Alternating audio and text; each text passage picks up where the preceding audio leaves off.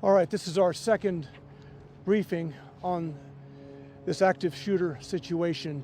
Speaking to you at this point will be Nashville Chief of Police John Drake, the Director of the Tennessee Bureau of Investigation David Roush, Nashville District Attorney Glenn Funk, and then Nashville Fire Director Chief William Swan.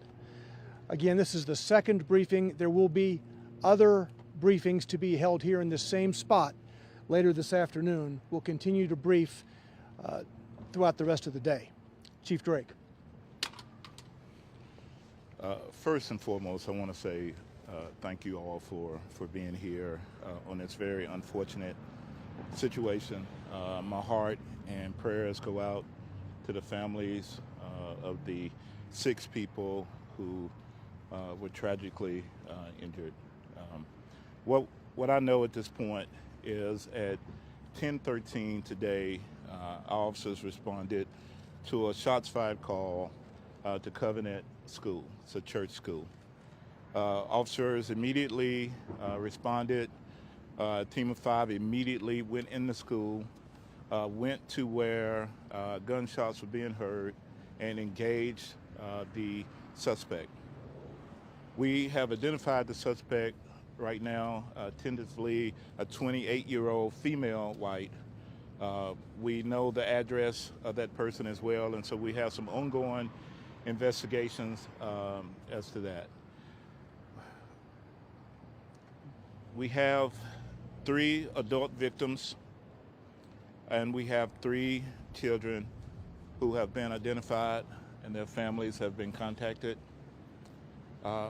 Right now, I will refrain from saying the ages, other than to say I was literally moved to tears to see this and the kids as they were being ushered out of the building. I want to say thanks to all of our partners, to the FBI, to the ATF, and other federal partners, to the THP, Tennessee Highway Patrol, the TBI, the District Attorney, and to the Fire Department, who all came together and seamlessly addressed this situation as quickly as possible.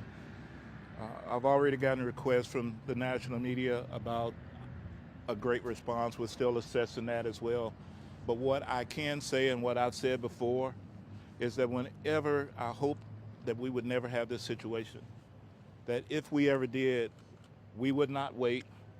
We would immediately go in and we would immediately engage the person perpetrating this horrible crime. And so that's all I can say. Right now we have David Roush, Director of the TBI, who will come out to me to address his portion, and then we have others that will say something as well. So thank you. Thank you, Chief. Again, I want to echo what Chief has said in reference to the great support and the great teamwork that has been taking place here, and as well as sending our heartfelt prayers to the families, to this community of these victims. Now, I know there'll be people who want to criticize us for prayers, but that's the way we do that in the South, right? We believe in prayer, and we believe in the power of prayer, and so our prayers go out to these families. The role of the TBI in this investigation is we have been asked by General Funk to assist in the officer-involved portion of this incident. So the incident where the officers engaged the suspect, we are assisting the Metro investigation. And the reason we've got Metro doing the primary investigation is because it was a fluid scene. So there wasn't a single stop in the action. And so as they investigate the homicides, then we felt it was most appropriate for them to continue that investigation. But we will assist as in our role as an independent oversight on the officer-involved situation. And so that will be the role of TBI. We too want to thank all of our partners. It is special. We've had this conversation, unfortunately, too many times in Tennessee, and that is that you wish you wouldn't have to do these types of scenes. But when you do, you want to have the working relationships that we have in our law enforcement community here in Tennessee. It is amazing. And we've all come together as one and working very tirelessly and we'll continue to work together to address this situation. It's a horrible, senseless tragedy, and we will be here working with our partners to get through it. And next, I'd like to introduce the District Attorney General for this area, Glenn Funk. This is the ultimate crime when school children and caregivers are the victims of senseless gun violence. Can't say anything before we first express our concerns for the victims and their families and the extended number of victims that are traumatized by today's events. I came out on the scene today because our current operating procedure is that when an officer is involved in a shooting, that the TBI comes out, and I knew that this was a unique case, and I wanted to make sure that everything was handled appropriately. Director Roush was out here almost at the exact same time I got here, and Chief Drake had already been on the scene for a while. The three of us met and talked about how the investigation was going to be handled. We made a joint decision affirming what the two law enforcement leaders, how they wanted to proceed, which was that Metro was going to handle the bulk of this, but the TBI would participate in a capacity to continue with making sure that we have transparency and everything, and to make sure that any backup that MNPD needs in this continued investigation would be provided. Can't not stress enough how seamlessly that worked to have a conversation and a decision to be made quickly and appropriately as far as how the case was going to be handled from here. Hats off to Chief Drake and to Director Roush. I also want to thank Chief Swan and our federal partners as well. While I cannot comment about the ongoing nature of the investigation, I'm really impressed with the work that's being done by law enforcement. Yes, good afternoon. First, let me just say, as everyone else, what a tragic day here in Nashville. So our hearts and our prayers do go out to all the family members and also the first responders that actually made this call.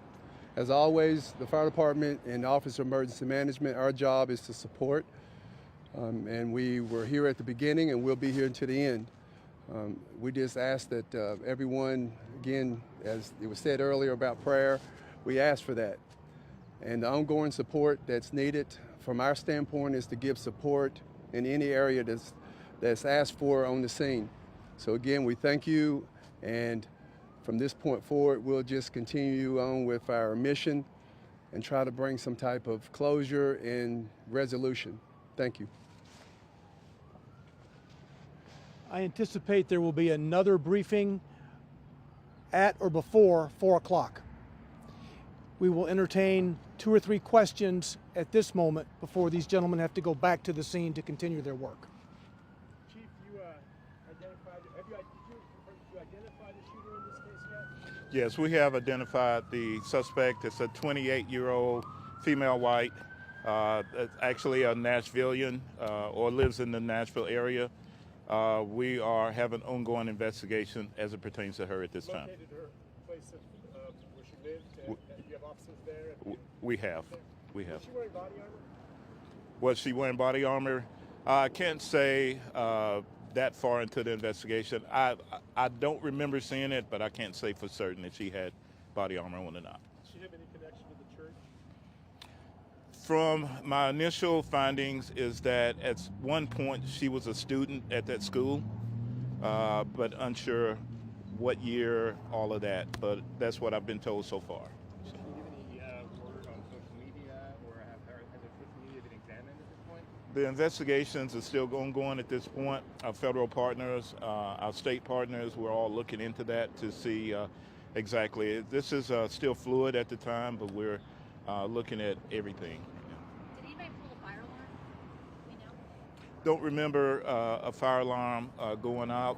I was told there were kids that evacuated into a wood line. They had the presence of mind to do that and to go to a fire hall.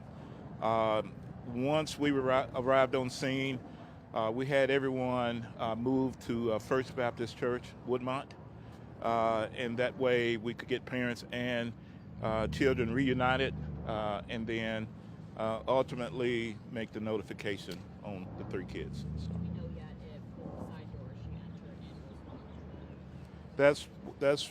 There was a door that was entered. All doors were locked to our understanding, and how exactly she got in at this point is still under investigation.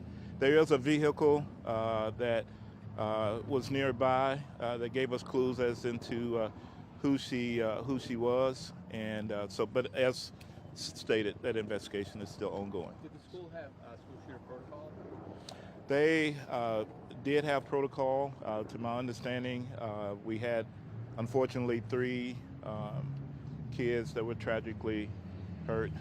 It could have been far, far worse. Okay, folks, we'll be back again before 4 o'clock. Okay, thank you.